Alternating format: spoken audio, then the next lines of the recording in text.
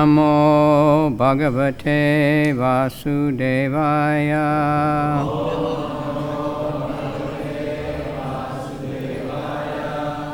Om Namo Bhagavate Vasudevaya.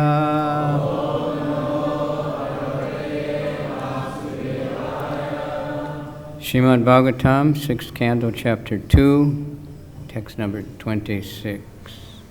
Aho me paramam kashtam abud avigjitatmana yena viplavitam brahma vishalyam jayatatmana. Aho me paramam kashtam abud avijitatmana yena viplavitam brahma vishalyam jayatatmana.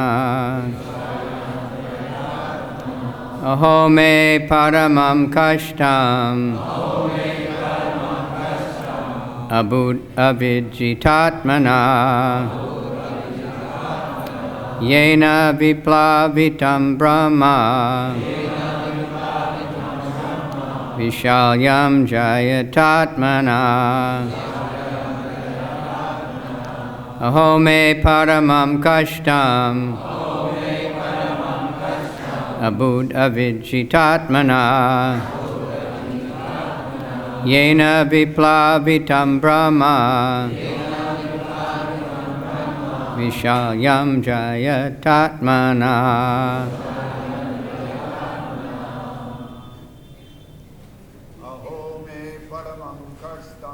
Aho me paramam kashtam abud avijitatmana yena viplavitam brahma vishalyam jayatatmana. Aho me paramam kashtam tatmana. Aho me vishalyam jayatatmana. Aho me paramam kashtam abud avijitatmana yena viplavitam brahma vishalyam jayatatmana.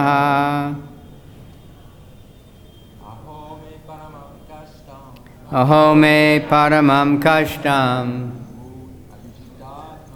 abud avijitatmana yena viplavitam brahma vishalyam jayatatmana. Aho me paramam kashtam abud avijitatmana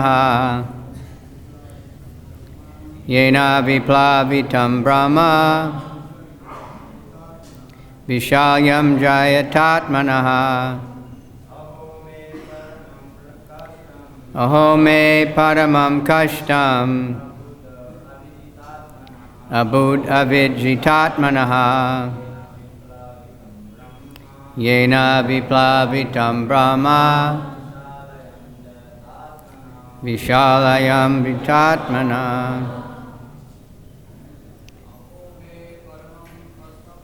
Aho me paramam kashtam abud avijitatmana yena viplavitam brahma vishalyam jayatatmana. Aho me paramam kashtam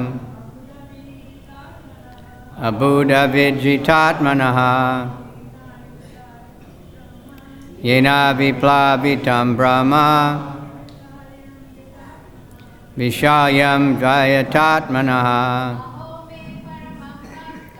Aho me paramam kashtam Abhut avijitatmanaha Yena vishavita Brahma Vishalyam Jayatatmanaha. Any more ladies? Aho me paramam kashtam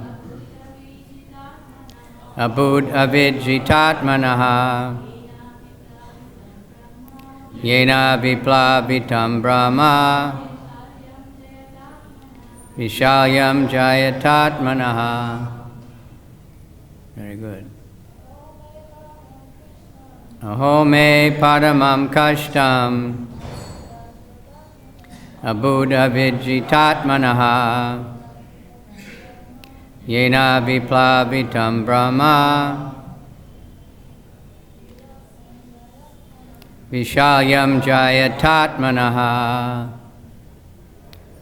Okay. Aho, alas, me, my, paramam, extreme, kashtam, miserable condition, abhut, became, avijita atmana, because my senses were uncontrolled.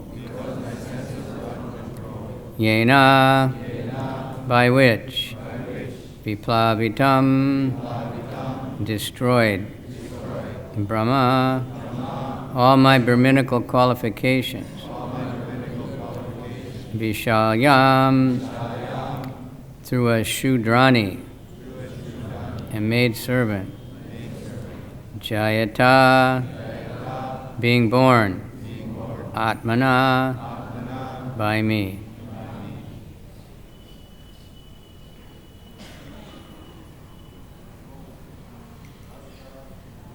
Hare Krishna, Krishna Krishna, Hare Hare, Hare Rama. Srimad Bhagavatam, 6th Canto, Chapter 2, text number 26. Ajamil is speaking. Alas, being a servant of my senses, how degraded I became. I fell down from my position as a duly qualified Brahmana and begot children in the womb of a prostitute. Purport by Srila Prabhupada. The men of the higher classes, the Brahmanas, Kshatriyas, and Vaishyas, do not beget children in the wombs of lower class women. Therefore, the custom in Vedic society is to examine the horoscope of a girl and boy being considered for marriage to see whether their combination is suitable. Vedic astrology reveals whether one has been born in a Vipra Varna, Kshatriya Varna, Vaishya Varna, or Shudra Varna, according to the three qualities of material nature. This must be examined because a marriage between a boy of a Vipra Varna and a girl of a Shudra Varna is incompatible. Married life would be miserable for both husband and wife. Consequently, a boy should marry a girl of the same category. Of course, this is trigunya, a material calculation according to the Vedas. But if the boy and girl are devotees, there need be no such considerations. A devotee is transcendental. Therefore, in a marriage between devotees, the boy and girl form a very happy combination. Om Gana Timirandasya Gananjana Shalakaya Chaksuramilitanyena Tasmai Shri Gurave Namaha Shri Chaitanya Manobhistam Stapitam Yena Bhutale Swayam Rupa Kadamayam Dadati Swapadantikam Vandeham Shri Guru Shri Yuta Padakamalam Shri Gurun Vaishnavamscha Shri Rupam Sadrajatam Sahagana Raghunath Tanvitam Tam Sajivam Sadvetam Savadutam Parijana Sahita Krishna Chaitanya Devam Shri Shri Radha Krishna Padan Sahagana Raghunathan Vitam Tam Sajivam. Excuse me. Nama Om Vishnupadaya Krishna Pristaya Bhutale Shrimati Bhakti Vedanta Swamini Iti Namane Namaste Saraswati Deve Gauravani Pracharine Nirvisesha Shunyavadi Paschatya Desatarine Vanchakalpa Turubhyascha Kripa Sindhubhyevacha Patitanam Pavanebhyo Vaishnavebhyo Namo Namah. Namo Mahavadanyaya Krishna Prema Pradayate Krishnaya Krishna Chaitanya Namani Gora Tvishe Namaha Panchatatmakam Krishnam Bhakta Rupa Swarupakam Bhaktavataram Bhaktakyam Namami Bhakti Shaktikam. Hey Krishna Karuna Sindhu Dinabandhu Jagatpate Gopesha Gopika Kanta Radha Kanta Namostute. Jayatam Sudato Pangor Mama Mandir Matergati Matsarvasya Parambojo Shri Shri Radha Madana Mohano Divyad Kalpadrumado Shrimad Ratnagara Singhasanasto Shri Shri Radha Srila Govinda Devo Prestalivi Sevyamano Smarami Vam Sivata Tatastata Karshan Venu Sunargati Gopinatha Striyestuna Tapta Kanchana Gaurange Radhe Vrindavanishwari Vishabhanu Sute Devi Pranamami Hari Priye Mukam Karoti Vachalam Pangam Langayate Giri Tat Kripa Tamaham Bande Shri Gurundina Tarane Krishna Tvadiya Padapankaja Panjarantam Ajaiva Me Visatu Manasaraja Hansan Prana Prayama Samaye Kapavata Pittai Kantavaro Danavido Smaranam Kutaste. You know how Prabhupada translated that one? Prabhupada would recite that often, I heard, just in his room. And he translated, "Let me die now." Let me die now while I can still chant.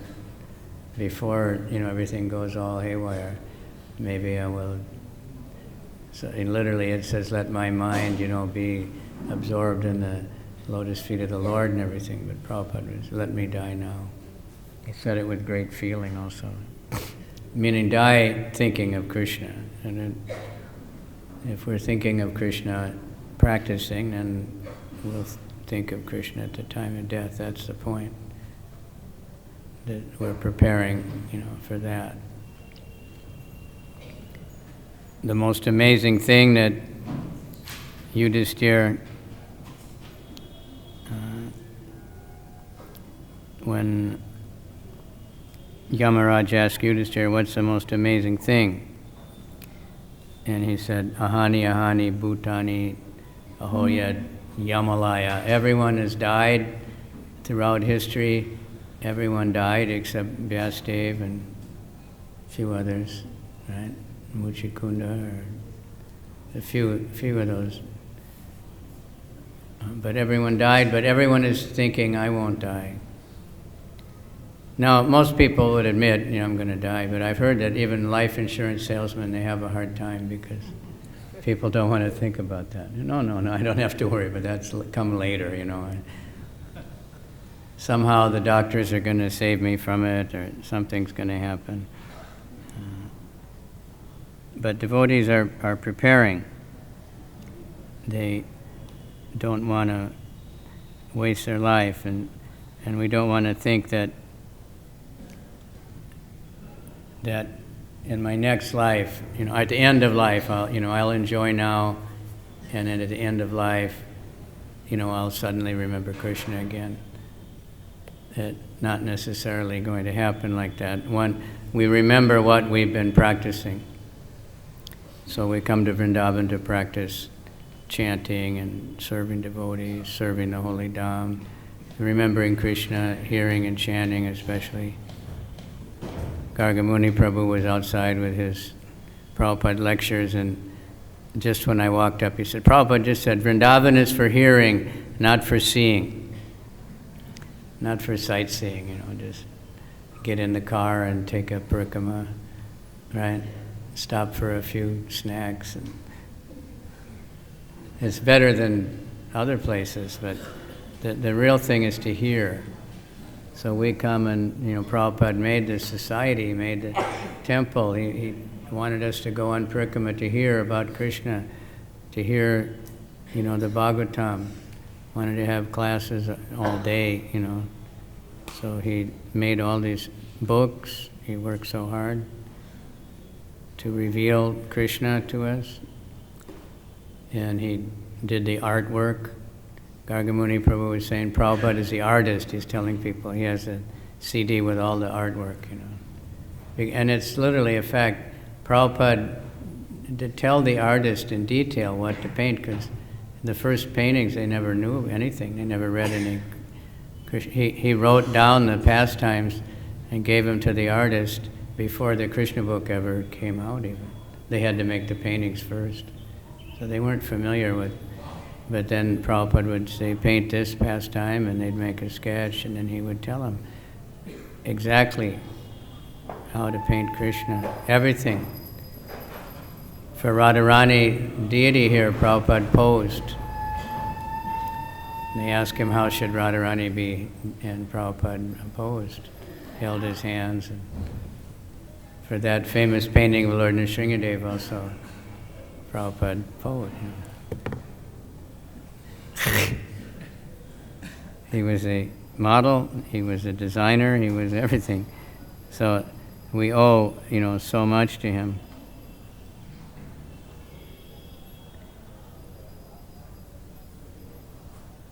So we say this prayer every morning, Vandeham, Shri Guru, Shri, and I don't know if we don't think about the translation very much, but it's an amazing prayer. Prabhupada we hear all the times, most of the time when we have a recording of Prabhupada's kirtan, he started with that, Vandeham, Shri Guru. I offer my respectful obeisances unto the lotus feet of the spiritual master and all the other preceptors on the path of devotional service. Shri Gurun. I offer my respectful obeisances to all the Vaishnavas and to the 6 Goswamis, including Rupa Goswami, Sanatana Goswami, Raghunath Das Goswami, Jiva Goswami, and their associates. I offer my respectful obeisances unto Advaita Acharya Prabhu, Shri Nityananda Prabhu, Shri Chaitanya Mahaprabhu, and all his devotees headed by Srivas Thakur. I then offer my respectful obeisance on the lotus feet of Lord Krishna, Srimati Radharani, and all the gopis headed by Lalita and Vishaka. So it really covers everything. That's how we want to connect, by offering obeisances and getting in, and we can gradually get into a humble state of mind. Keep trying. Lord Chaitanya told us, Trinada Pisa Nichena, Tadora Pisa Shana, Manina Manadena Kirtaniya Sadhari. In a humble state of mind, one can chant all the time. In a humble state of mind, one can enter Vrindavan. So we pray for that. Keep trying. I hope I'm trying, but that means a service attitude. And just want to serve. Our Prabhupada translated the Maha Mantra. Please engage me in your service. We were preaching in Nigeria to one Roman Catholic priest who was very favorable to us. He wasn't so much favored by the church because he was more genuine, but he liked us very much, and he loved chanting, and he would, when we spoke to his classes, he would, explain everything according to the Bible, that it's the same, and he loved chanting. And so he had known devotees for a long time, and then when I told him the meaning of the Mahamantra, my dear Lord, please engage me in your service, he got so excited. He said, that's fantastic. No one ever told me that before. Write that down, Think about it, please. And Vaishesika Prabhu, someone asked him, what is the meaning of the Mahamantra? You know what he said? Anybody know? I need help, he said. Humble state of mind, Krishna, Radharani, please, teach me. It's Bhaktivinoda, there's another translation that gives more detail, but the essence is that. Teach me by the example, teach me, give me service, let me serve. Service means a humble state of mind, and real service. Seva. The humble state of mind. We serve Vaishnava Seva because we think someone is great, someone is better than us. So we want to help them to do whatever they're doing because they're more important. Like the Manjari gopis, they just want to serve the other gopis. They're not, trying to push to the front to touch Krishna or something. They're trying to help the devotees that they think are more dear to Krishna. Radharani thinks like that also. So it's not a common thing. Prabhupada exhibited that intense humility in so many different ways. The 6 Goswamis, they were running around Vrindavan. Where is Krishna? Is he over here? Is he at Govardhan? Is he at the Jamuna? They were going everywhere looking for Krishna. They weren't saying, I see Krishna everywhere. I see Krishna. One time in Hyderabad, I don't know what it was, 1975 or 77, and the first Gaur Purnima festival, everybody went to Mayapur and then everybody went to Vrindavan. And we went one year, those 2 years that I went, one year we went to Jagannath Puri and the other time to Hyderabad by train. Everybody, full train. And so in Hyderabad at the Pandal, one man got up and he, I guess Prabhupada asked for questions, but he started saying how his mother was seeing Krishna outside her bedroom window or something, and going on, and devotees tried to stop him. Prabhupada said, no, it's all right. And he talked and talked and talked. And then when he finished, then Prabhupada said, if you see Krishna one time, then you'll never stop looking for Krishna again. Like the Goswamis. They were running here and there all over Vrindavan. We find bhajan kutirs and sitting places of Sanatan and different Goswamis all over the Braj, really far away places. And they didn't go by car, by flyover, because they didn't have to worry about the railroad track either, but they walked all over here and there and at the same time wrote so many books, preached to so many people. Sanatan went around Govardhan every day, and he would meet all the local people. It was all farmers then. And it's very interesting. We read that, Krishna kirtana gananatana paro premamritambo nidhi dhira dhira jana priyo priyakaro nirmatsaro pujito. They were very controlled and they were free from envy. So everybody loved them. And Sanatana Goswami described when he met the farmers, he didn't ask them, are you chanting your rounds or, what kind of puja. He would say, did your daughter get married yet? And how are your cows? And what kind of crops are you growing? He was friendly with everybody, according to the person. So therefore they were loved, and then therefore people would be more, they loved him, and they want to serve the devotee, then they serve Krishna. And then by his example, he would teach. When he wanted to move away from Chakaleshwar there, they begged him to stay. They went and worshipped Lord Shiva to please force Sanatana not to go away. Loved by everybody. And that's a real devotee. And they were just looking for Krishna, just constantly.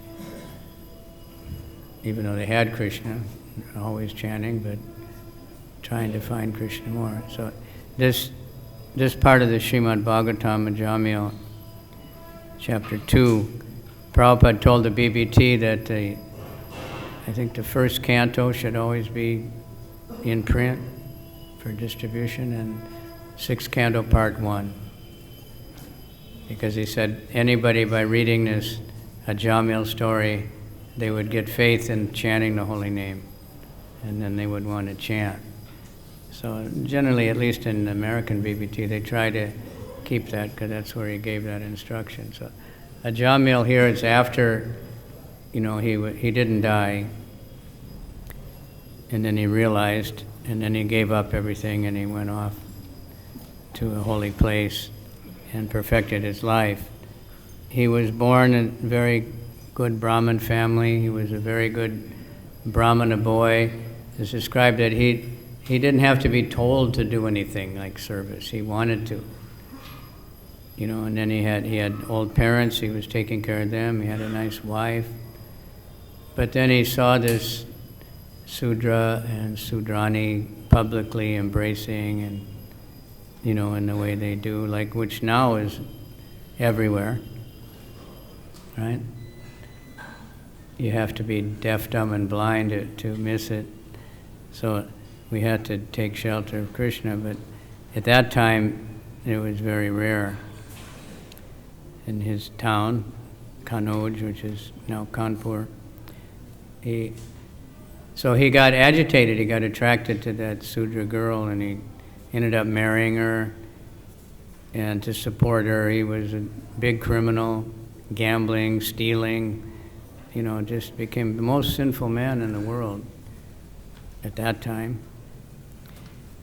and had many children. Then he had to support the children, of course, because he just became so lusty. And at 80 years old, he still had a baby. But fortunately, because of Vedic culture, he named that baby Narayan.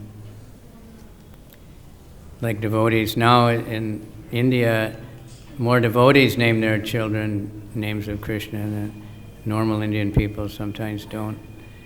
One of our friends in Japan, an old man, life member, he had 7 children. And he was crying. He said, I have 7 children, they're all named, Ramachandra and Lakshman and Sita, whatever they were. He said, but not one grandchild has a name of Krishna. He said. So I told him that you can't depend on the family, see, to remember Krishna. They're thinking like that, the family will save me. But the grandchildren are just not even names, he said. He said names like you give a dog, they just make up names. So many people. I remember even when I was in Bombay, and our life members, they were, they never had it. They were OP somebody, RK, HK, Radha Krishna, Ram Krishna, OP, Om Prakash. But they never put those names. They only put the letters. And some of them change now and they get an English name. So, but he was protected, so he chanted the name of Narayan, calling for the sun, not even calling for Krishna, not even calling for Narayan. But as he kept saying the name in desperation, it was not offensive, and then he remembered Narayan. And then the Vishnu Dutas came. And, you haven't all been here through all this, but it's a great story. And Prabhupada lectured on it many, many times. So we have that book, Second Chance.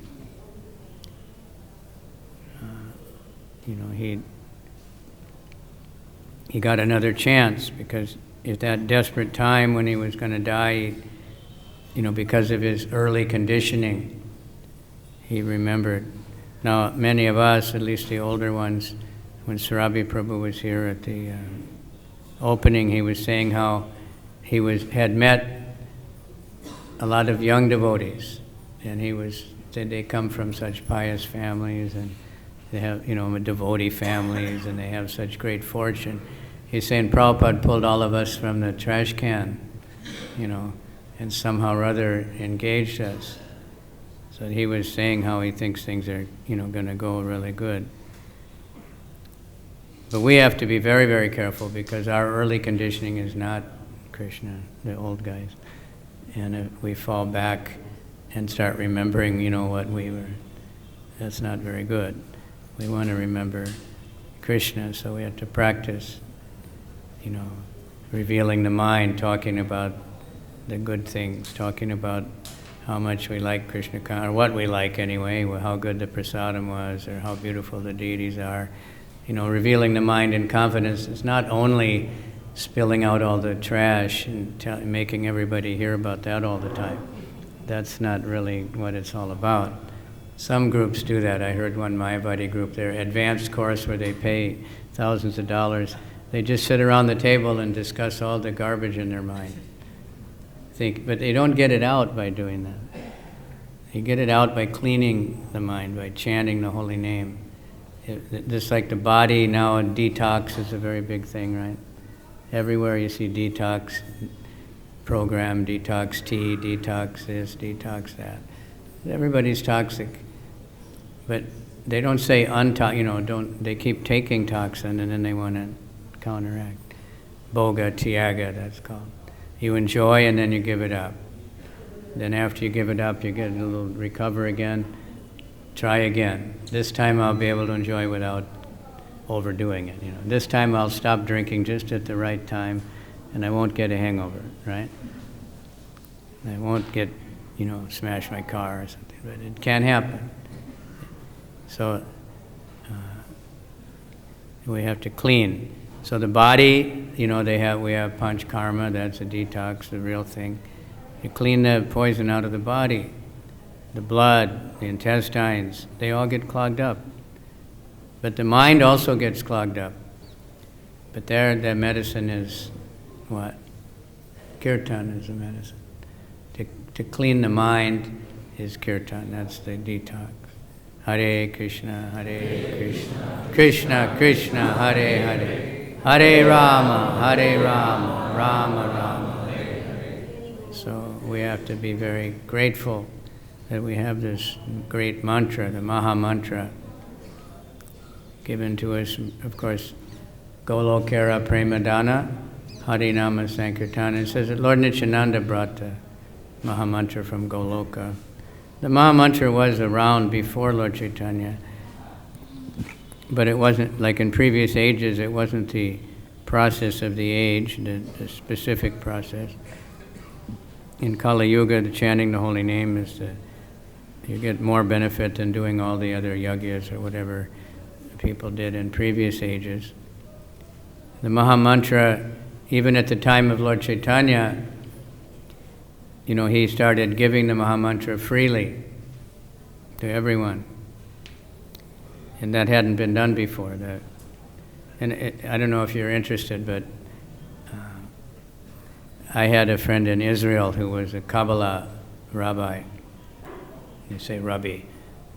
And he was quite interested in the Vedas because he was teaching Hebrew to the Indian ambassador, and then they were finding so many words the same. So I was telling him about Lord Chaitanya. And then he said, "When was that?" So I told him, and then he got like shocked, and he said, in the Kabbalah, I don't know if you know what that is, but in Judaism, they basically, you have to be a rabbi or something to talk about some of the philosophy, like even reincarnation. They don't tell anybody, they don't talk about it. But the Kabbalah priest, he gave it freely. He said, it'll be for everybody. Whoever can take it will take it. Don't have to worry. And it was almost the same time. When you calculate Lord Chaitanya and this guy, and there's a few other sects like that where there's a very important time. Of course, Columbus discovered America at that time. He was looking for India. but he hit the... That's why the American native people are called Indians. Thought he was in India. And they kept calling him Indians, still. That they're Native American. Now they call them Native Americans. But, so he didn't find India. If he had, it might have been a different world. But then from America, Prabhupada brought the dancing white elephants, and they spread Lord Chaitanya's teachings all over India. So back to Lord Chaitanya, he was spreading this chanting, kirtan, everywhere. Anybody. He didn't discriminate. It says at Panchatattva, they did not discriminate who was qualified or unqualified or who was anything. They just give it freely. And whoever will take it, take it. And that's our policy. That's what Prabhupada did. He said in New York, he was experimenting, to see if these people would chant the holy name. Anybody that came, he didn't care. Brahmananda was saying one girl used to come every night dressed in like tight, hippie, long hair, and dancing right in front of Prabhupada. Prabhupada never said anything. He was so happy to see people chanting. He knew the power. His godbrothers didn't understand that. So the Brahmanas, the Muslims complained to the Qazi, these guys are chanting everywhere, and then we have to hear it, and we don't like that. It's, we start chanting, and we don't want to chant this Hindu name of God. The Qazi thought, of course, Muslims won't like it, so he didn't get too upset. But then the Brahmanas complained, the caste Brahmanas, and actually there's a little section in the Jaiva Dharma where Bhaktivinoda explains, the Brahmins are saying, we had the exclusive rights to this, and it's our business, and we're making a lot of money with yagyas and mantras, and now this Nimai, he's ruining our business. He's showing, and telling people you don't have to do an expensive yagya, just chant Hare Krishna, Hare Krishna, Hare Krishna, right? Krishna, loud, Krishna, Krishna. Hare Rama, Rama Rama, Hare. You don't. That's the Mahayagya. You don't have to make, So they didn't like that. So when the Qazi, and they were saying this Nimai, he's gone crazy after his father died. I don't know what happened to him. He was a nice boy, and I don't know. He got some bad association, and now he's just dancing and chanting all over the place. It's not proper Hinduism. It's going to disturb the Lord, this loud chanting. Chaturmasya, the Mahavishnu is supposed to be sleeping. They say it's going to disturb the Lord. And if these impure people, these low-born people, that are not brahmanas by birth, then they chant the holy name will become contaminated. And then it won't be good anymore. This is how stupid, They didn't understand the basic Ishopanishad, right?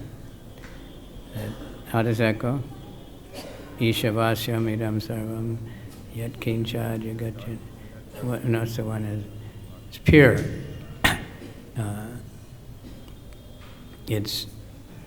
It's pure, it's uncontaminated, it's antiseptic, and it's can't be contaminated, and it purifies anything it comes in contact with. That's Krishna. Purno Shuddho Nityamukta Bina Tvam Nama Namina. The holy name is Chantamani, Rasa. Vigraha has a form, and it's Purno Shuddha, pure, completely pure, and Nitya Mukta, it's always liberated. And Binatam Nama Namano, there's no difference between the holy name and Krishna. So Prabhupada understood that. He had his poems that he made when he was coming to America. He said that, I have faith, I don't have any qualification, but I have faith in the holy name, and I know that if they chant, why you sent me to such a sinful place? everybody is sinful. It's just common. More and more and more. In India also now we see the liquor shops everywhere, and meat shops, and McDonald's in Mathura, and, McDonald's become very popular in India. Even though they don't serve beef in India, the Indians are supporting the world's biggest beef killers. The single entity that is responsible for not only killing so many cows, but destroying so many forests. So they don't understand. So we have a big job to do to keep spreading the holy name and Prabhupada's books, which is going all right. So many books are being distributed. But like Vaisheshika Prabhu, when he gave a book distribution seminar in India recently, but the first one, the Indian book distributor is a little proud because they distribute about 3/4 of the books in the world or something. At the time of Prabhupada, they said it's impossible to distribute books in India. Everybody has it already. Because everybody said that. We have already. We have Bhagavad Gita. They didn't know what Bhagavad Gita was even. But devotees were determined, and now, thanks to first Bhima Prabhu and traveling Sankirtan, now everybody, people are looking for the books. You see here thousands of books every day. So people are learning. And Prabhupada books are different. We keep telling them, and then people realize. When Radha Kundu started this Mataji's party outside, one old man bought a Bhagavad Gita from her one day, and then he came back a few weeks later, and he said, I've been teaching Bhagavad Gita for 50 years, he said, and this is the first time I ever understood it. So keep that in mind when people tell you, I know Bhagavad Gita, They don't know, because without Prabhupada's purports, if you just have the slokas, you can't understand it. And then if most people have read all these misinterpretations, where they just make up anything, because they put the name Bhagavad Gita, people buy it, because Bhagavad Gita is famous. But Bhagavad Gita as it is, that's the one that changes people, that makes devotees. So Lord Chaitanya, he was, and so the Qazi, that's when he was going to stop the kirtan, because the Brahmanas complained it must be true. But it didn't disturb Lord Chaitanya at all. And then the Qazi was converted and became the protector of the Harinam, of the Sankirtan. He gave him his symbol. We have that in Mayapur, that circle with it. And they carry that shows that you're approved, safe. Nobody will bother you. Still in Navadvip, and now all over the world practically, we can freely chant in public, and people love it. People, they're attracted to hear the holy name, to see the devotees. And Anuttama Prabhu was recently at a world religions conference or something like that. And he said, some of these other religions, they were saying, I envy you people, because wherever you go, you're advertising. And some devotees in England, they were studying advertising in the school. So they were saying in advertising, you need a color, and you need sound, and you need action, and different aspects that are required for a good advertisement. And they put on a video of the Harinam party, and they said, this has everything. See, they're dancing, they're singing, they're very colorful, they're weird, it attracts attention. You see these advertisements that don't make any sense, right? So what is that, because it's so crazy. Especially the cigarette advertisements. So we come to Vrindavan, the Parikama party, the first night in Mathura, they had that big rain, and it was very troublesome. They had to move in the middle of the night, and everybody was getting wet. they had to go rushing out trying to find other places. And so Bhadra Prabhu was saying he was thinking, oh, I should go back to Vrindavan, you know. Of course he didn't. And then the next day when we were going around Mathura, there was one nice sadhu, old man, he was coming with us, and I think Bhadra mentioned that, and he said, well, this is Tapovana. You know, this is a place for tapasya.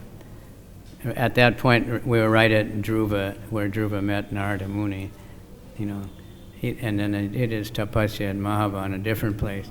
But Dhruva did tapasya, Ambarish Maharaj did his tapasya in Mathura. Many, you know, that's what it's for. It's not for, nowadays it's for luxury, we think, right? At least all the has anyone seen any advertisement for tapasya? So we have to, because it's bewildering, you know. Yeah, I get luxury. Luxury is the opposite of tapasya, you know, and it's not recommended for spiritual life at all. Too much luxury. You should live comfortably, you know, be warm enough, have enough food, have shelter, you know, have fresh water, but we don't need luxury, you know. We need, but our tapasya, Prabhupada said, not very difficult. Chant 16 rounds every day, read Srimad Bhagavatam every day, you know, get up early, you know, different things that goes on, take bath. It's not so difficult, but he said even that, you know, the Western people are having trouble to keep that up. And we get distracted if we try to get too luxurious. There's so many things now offering comforts. But the simplest thing is when you got nothing to lose. You know, so a devotee can have nothing even when he has many things, apparently, to other people's observation. He may have his name on many properties, many bank accounts, but if he understands it all belongs to Krishna, but that's not easy, you know. But we see some of these very pious people, they know this is all the grace of the Lord, so they do a lot of charity work. If you go in that Janmastan temple, some very rich men, you know, they built that temple to glorify Krishna. So they know how to use their money. They understood that Krishna gave them their money. Krishna gave them their good family and everything, so they're giving back. And they did a lot of, you know, they didn't just build a big building. The Muslims tore down the original temple and built a big mosque. But they didn't tear down the mosque. They just built a temple much bigger next to the mosque. So the mosque doesn't look too significant anymore. But that temple, they did so much artwork, so beautiful, you know, Leelas of Krishna, Lord Chaitanya, Jagannath, Shiva, everybody. Beautiful artwork, the whole ceiling is, you know, Krishna Leela, Vrindavan Leela. Outside they got the whole Krishna book, you can go around, all the childhood pastimes of Krishna. So they're very thoughtful to, you know, for preaching. They knew how to use their money properly. But we don't have to say, well, when I get so much money, then I'll do something. That's another fallacy. But take whatever you have and give it to Krishna. You know, somebody has a huge amount of talent, somebody is a great artist, somebody's a great singer, somebody's a great, you know, dramatist, somebody's very rich, somebody else has got nothing, but it doesn't matter to Krishna. He sees what we don't give him, so even the most simple person that has very, very little, if they give everything to Krishna, then Krishna's more pleased with them than the rich person who gives a small percentage. It may be a big amount, but it's a small, for that, they still have so much for, you know, for themselves. But the other people are impressed. Oh, you know, you give so much. But if you give your life to Krishna, that Krishna wants life, he wants everything. I remember one Jadharani, one book distributor, when she would ask for a donation and they'd say, how much? So she'd say, well, Krishna says you should give everything. But I know you can't do that, so just give as much as you can, you know. you should give everything. So we got to work on that. Pray to Lord Balaram. Prabhupada, I have to stop now, but the day after the installation of the deities here on the morning walk, I somehow tagged along, and Prabhupada was very excited. He said, now Balaram is here. He said, if you feel weakness, if you feel any difficulty, pray to Balaram. He'll give you strength.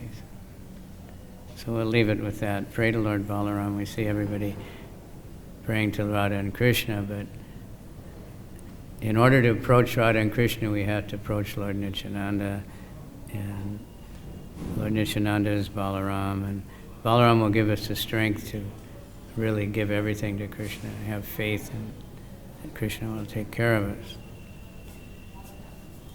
I don't know if we had time for a question, or anybody wants to say something. Yes, sir. Microphone. We're running kind of late. Thank you for very gently delivered but very powerful presentation. Everybody always tries to. I have two questions. One of them, at this time, it's not worth getting into too much detail. It's just a detailed question. The other one is more general and fundamental. The first question is that in the purport today, Srila Prabhupada said you have to do astrological study to find out whether the boy and girl were born in this kind of family, that kind of family. Especially in Vedic times, a Brahmana was usually a Brahmana and a Kshatriya was a Kshatriya, and things were pretty much in place, so it's hard to understand why a Vedic study had to be performed just to find that out. The more important question that I have is, how can a neophyte devotee really be humble? Because the agenda or the mindset of us neophytes is to lord it over the material energy so we're comfortable, if not luxurious, at least where, our senses are not overly disturbed and pretty much satisfied. So that requires lording it over. And lording it over the energy in so many ways is just the opposite agenda of the humble person's move. So how can neophyte be humble? Those are my two questions. Yeah, Prabhupada says we come in the mature world to lord it over. I want to be the Lord of all, I can see. I can't, people, I can't be humble, so you should find a humble person and serve them. Find somebody that you can serve, that you feel inclined to serve, like Devananda Pandit. He was a puffed up scholar, very big man teaching Bhagavatam. But not bhakti. He had many students. But then when he saw Vakreshwar Pandit in ecstasy of kirtan, he became humble. First just to, he felt like helping him when he got sweaty and he would fall on the ground, and he was picking him up and wiping off the dirt off his face, and he would stay behind him.